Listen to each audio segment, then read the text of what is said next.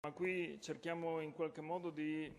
valorizzare anche quello che è stato il percorso di 2 anni di misure di inclusione attiva,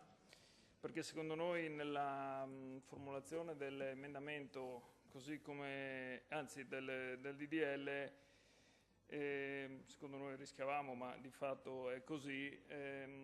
avremmo preso per buone solo le procedure previste dal reddito inclusione nazionale anche per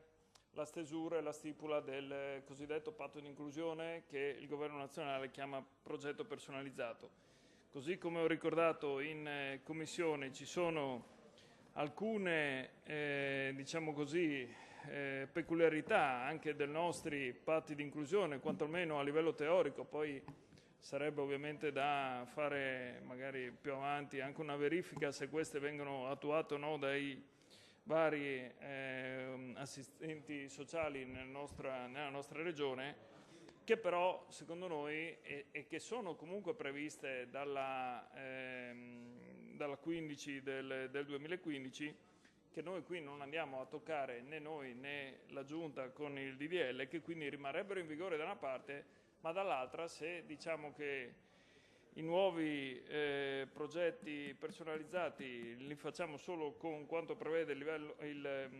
la legge nazionale, di fatto verrebbe disattesa la nostra normativa. Secondo noi è un errore, anche perché ho fatto l'esempio,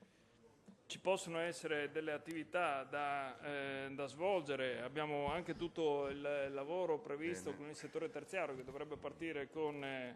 anche Attiva Giovani e quant'altro, e quindi riteniamo di fare questa modifica. Grazie.